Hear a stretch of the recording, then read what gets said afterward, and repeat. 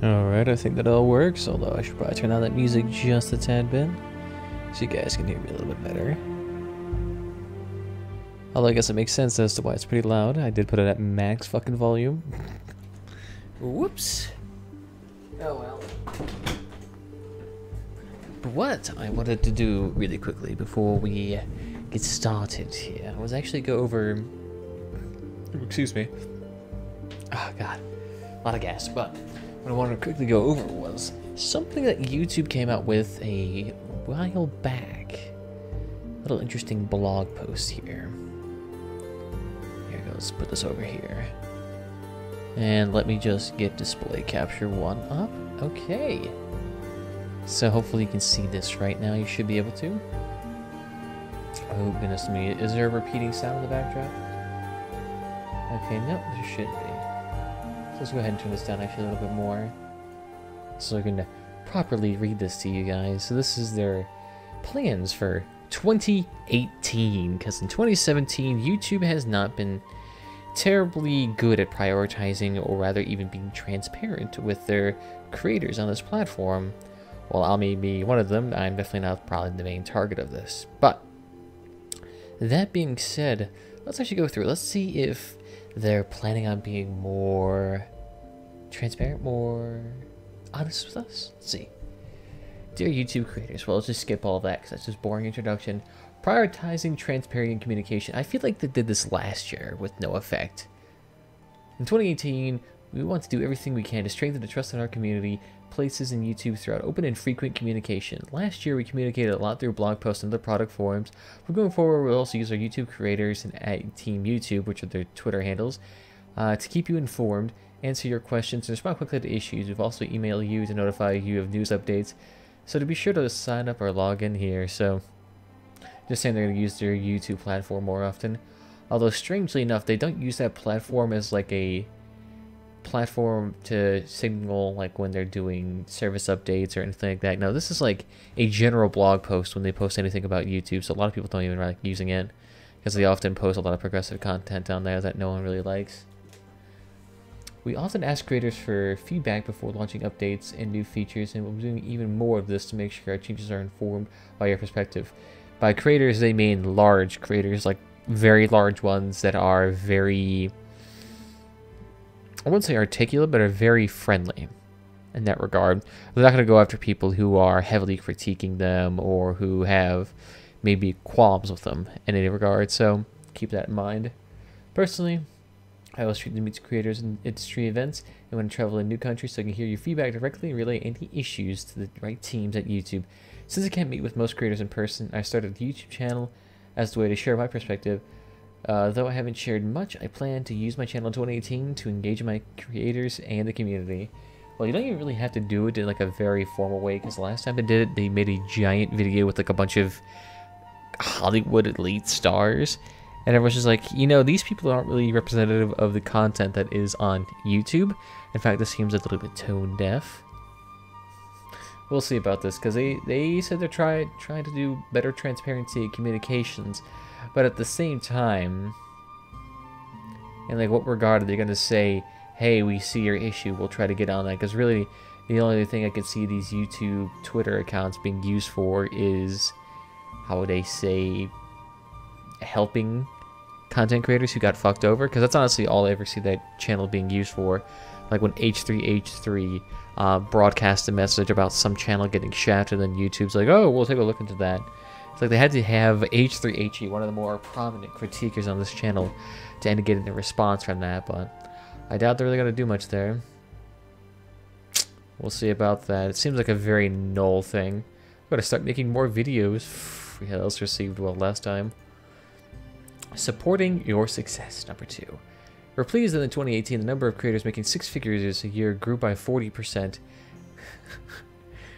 Well, that's probably not very hard considering that there's probably like 20 people who make that much, so getting more than that, probably not that hard, but still, an impressive number, we'll give them that.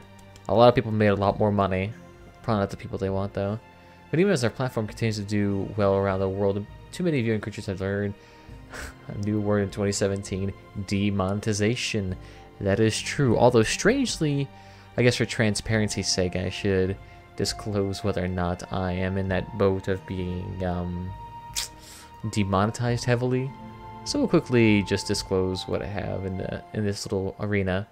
I really don't get demonetized very much. I mean, the only ones that I get demonetized on are this video, which I guess was because I said cam girl, which is a pornographic term, and then 2 things about Jake Paul, but literally every other video I've had in my stock has never been demonetized, even though I swear like a fucking racehorse.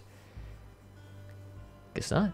We understand the frustration you feel when one of your videos is demonetized or age-gated, and the impact it has on your views and revenue. I can imagine somebody like Your Movie Sucks. He has like 4 or 5 videos in the works right now that are completely demonetized. He's having a fucking hell of a time trying to get those monetized. I wouldn't mind if there was like a whitelist situation. I understand the whitelist situation wouldn't be terribly applicable to things like Jake Paul, but like if you grant someone access to a whitelist and you say, if in any way you invalidate our trust, you will never be allowed on this whitelist again. Like that I would be acceptable with, because then that puts the pressure on them to make sure they're doing the greatest content, or hell, if they're even more, how would I say, transparent on what gets demonetized, that'd even be better. But whatever, YouTube's always weird like that regard. Strangely, transparency, that would actually be one of the things that could be transparent about, and we could actually reflect that with community. Of course, it could be ripe for abuse, but it'd also be ripe for helping everyone else who's getting fucked over by the system. Oh, I'm getting off track here. Well, we understand the frustration you feel when your videos gets demonetized or age-gated and the impact it has on your viewers and your revenue. While we worked hard on this year to provide an appeal system and a quicker responses to creators when a video was demonetized, we've heard loud and clear that we need a better system. We're currently working on a more accurate solution that includes more human review of your content, while also taking in your own input into account since we know your videos best. It's fucking sarcasm. Addressing your concerns about demonetization is the top priority in ours, and we'll continue to share updates with you throughout the year. At the same time, we're working with you on giving you more ways to earn money through your channels beyond advertising or on our super chat system. Which, fun fact of the super chatting system, 30% of donations are taken by YouTube. 30%! Holy fuck. I don't even know why that would be the case. Honestly, I would just do a system where go Streamlabs, go to Gaming for Good, use one of those 2 platforms or other ones that you can find online, and they have like a 1% fee, and they still display the message on the stream. That'd be so much better. Of course, there isn't like that forced integration onto YouTube, but it's not like the integration on YouTube is worth 30% of a fucking donation. Holy fuck. We'll launch a super chat as a way to help you earn revenue during live streams and acquired FameBit to help partner brands for influencers making partnerships. This year we'll is making a big push to launch YouTube Red, our subscription offering, and a revamped YouTube music experience in new markets. We're also currently giving fans the ability to sponsor some of their favorite gaming creators for a monthly fee, and plan to expand that option more on channels later this year.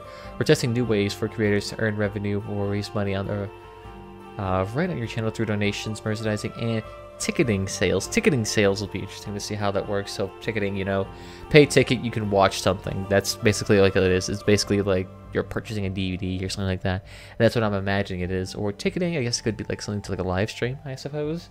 That'd be interesting to see if that would work. But a lot of this also has to depend whether or not YouTube can be competitive with these features. So like I said, Super Chat, clearly not competitive to things like, you know, Streamlabs or Gaming for Good, which take, you know, 30 times less of the cut, only 1 or 2% at worst. I mean, hell, I use a current option on here called GatherBot, and that is a 14% deduction on any income made. So you can see that pretty much any sort of income, any sort of money created is not really that fucking competitive. I mean, 30% of someone's content, that's a lot of fucking money. Say if somebody makes $100,000 in this year because they're in that 6-figure range, well, guess what? 30,000 of that is going to be taken away. And then they have to account for taxes. So then they still have to pay taxes on an extra $70,000, which will take another 20 to 30% away. So then they lose, another $21,000. And in the end, with all of those fees alone, assuming this is like $100,000 through Super Chat, they would only have like $50,000 left. Of course, that is an extreme example, and it's also in a situation where someone made $100,000 through donations, which unfucking likely. That never would happen.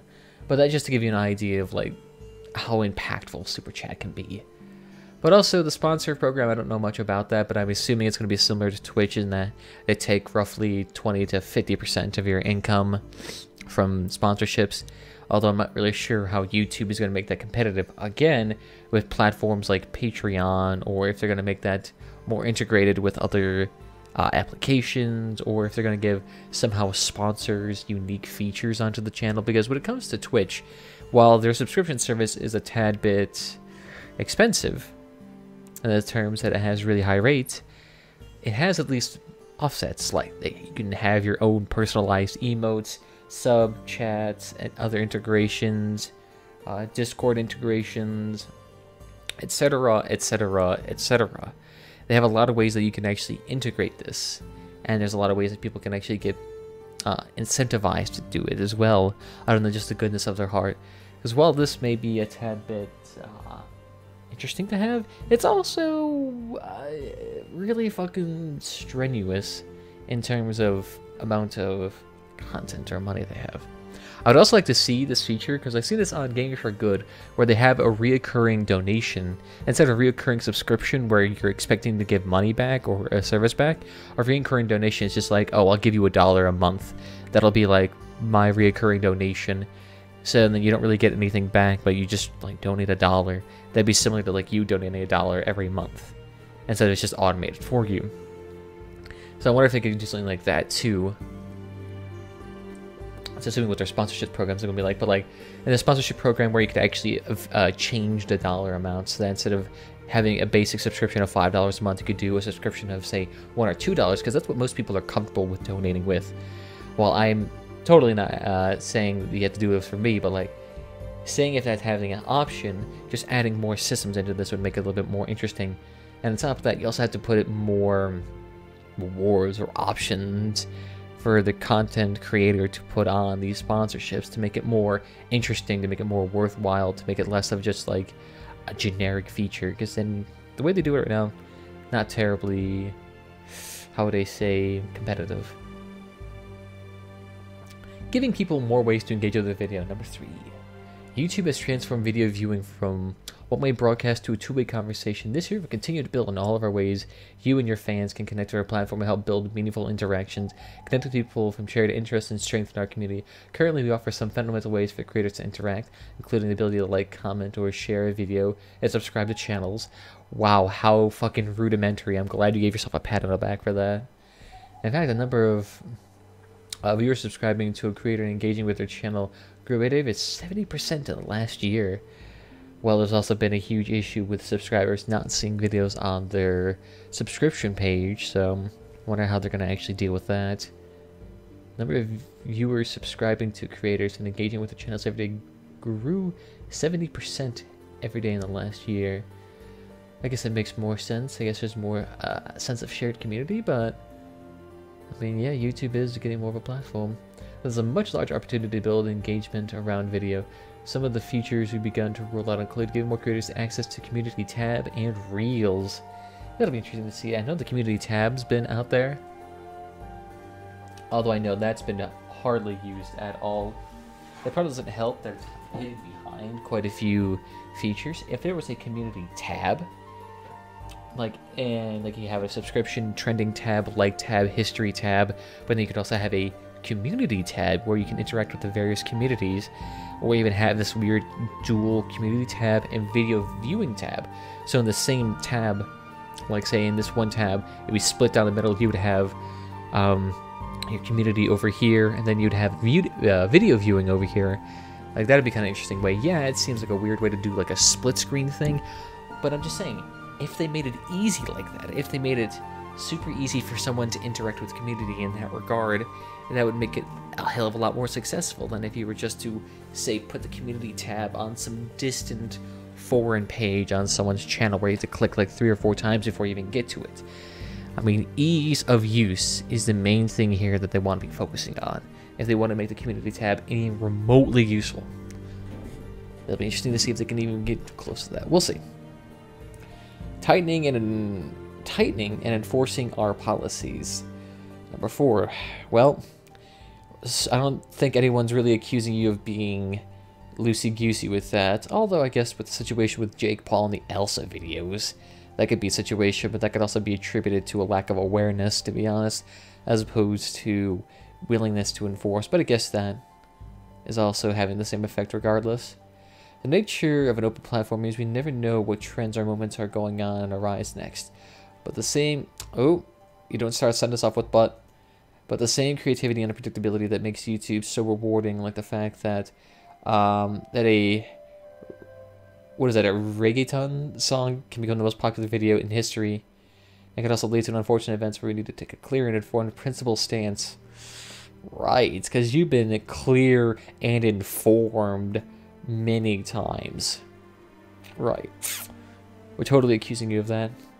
Some of our policies are no-brainers, like preventing people from impersonating other channels or using misleading thumbnails. Well, impersonating other channels, interesting, because I see if you do like a PewDiePie video, PewDiePie accounts that use the same the same image as their avatar and have a very similar name but just like one letter changed, and then they spam links to reward centers. Yeah, that could be a tad bit of an issue. We realize we might have a serious social responsibility to get these emerging policies issues right, so we seek advice from dozens of expert advisors and third parties. For example, on the issue of speech, we work with the Anti-Defamation League in the U.S. On issues on self-harm, we work with the National Suicide Prevention Lifeline. These third parties have been essential in helping us refine our policies, and we'll continue to work with them throughout 2018. I mean, the Anti-Defamation League isn't the worst possible choice, to be honest, but definitely there's not a lot of confidence within the Anti-Defamation League within recent years.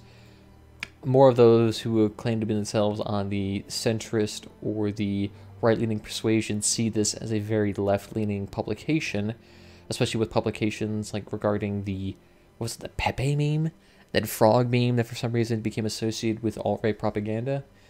For some reason, even though it doesn't make fucking sense, since it's such a generic thing, at least in internet culture. But we'll see how that turns out, because while the relationship can be formal in this regard, it can also be very minorly impactful, where YouTube is still mostly autonomous and they occasionally consult with the Anti-Defamation League on like very particular issues, or maybe for legal ground. We'll see about that. It's been essential in help us refining our policies. We'll continue to work with them throughout 2018. We'll see how well that works. And I love how they had the National Suicide Prevention Hotline in here. Very topical, I gotta say, YouTube. Very fucking topical. We'll also improve the enforcement of our policies through a combination of human review and machine learning technology. In 2018, our goal is to bring the total number of people across YouTube and Google working to address the content that might violate our policies to over 10,000 using machine learning. We now also allow creators to automatically review and hold potentially offensive comments. Offensive comments. I guess for some channels that rely heavily on a family-friendly image would appreciate this, but I guess for more of the right-leaning persuasion or the centrist persuasion who often dabble in debating about hot-button issues, this could also be a hot topic too. Although I guess really it doesn't even matter, because there could be a hot topic around games and other generic shit. So I guess at least it'll allow creators, so it's not like a thing that's enforced on the channel permanently. So that's, like I said, more options the better, because for channels who like that, who want to be very wishy-washy and very family-friendly, at least give them that option. That is going to be very helpful. In 2017, we also made progress to better surface content from audience news sources, both homepage and in the breaking news section. There's a breaking news section? I never even knew that, and I've been on YouTube for a long time. And in search. Because the role of news plays in our lives is so critical, we seek to work closely with our news partners to roll out more solutions in this area in 2018. I guess so. But I feel like there should also be a section that's dedicated more to this TV content. I mean, you guys do have a YouTube TV. I guess it makes sense. People often use these videos online. What are you reading today, Tamir Red? Well, I am reading the, and you see here, the YouTube Creator Blog, 5 Priorities for Creators in 2018. And this is, I think, written by Susan Wojcicki, the CEO of YouTube.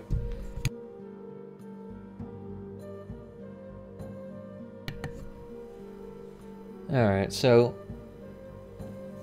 I probably have to quickly wrap this up real quickly. So let's take a look here. What else do we got here? And I think we just finished this part. What was this one? Enforcing policies? Oh yeah, so 2017, yep, we got that. Also, currently developing policies that would lead to consequences if a creator does something egregious that causes significant harm to the community as a whole. While these instances are rare and they can damage the reputation and revenue of your fellow creators, so we want to make sure we have policies in place that allow us to respond appropriately. You did have something, I'm assuming they're referring to Logan Paul here because he was the most topical thing that happened this year. Yeah, this year. And really the main thing with this is that you had the policies and you had the tactical in place. They just faltered because guess what? They're super fucking loosey-goosey and subjective to bias. So in that regard, how are you going to try to make these larger channels accountable to egregious content? But at the same time, I feel like also YouTube should be doing something to stand up for their content creators more often, because while there are certain situations where there are legitimate grievances, like with the Logan Paul situation, there are situations where it is really not YouTube's fault or the creator's fault, but the other side's fault, the people reporting this. Like in the case of the Slingshot channel, where he was reviewing a shitty anti-stab vest, and then someone characterized it as terrorist propaganda on how to stab mall cops. I mean, you can see there's definitely two completely different tones. In fact, one could even be characterized as an outright lie, but the fact that YouTube capitulated to that at first until massive community outrage just shows that their system is flawed in some regards, but at the same time, it also has a huge human element that needs to be addressed. And interesting. It looks like we're about to be pulled away for a hot second. So, I think we'll have to call this good for now, because I'll be back in about, maybe, I'm thinking, an hour or so. And I feel like I thought I had more time, but apparently I did not. So we'll have to call it good here. I'll be back on later on, so don't worry about this. We'll finish this blog next time, and then we'll get started on Elder Scrolls Online and the giveaways subsequently within game. So I want to thank you all for joining me. Sorry if this is a little bit short stream. We're just going over the YouTube blog and trying to go into ESO, but apparently we didn't fucking do that. So we'll have to worry about that next time. So I don't know. We'll see you then.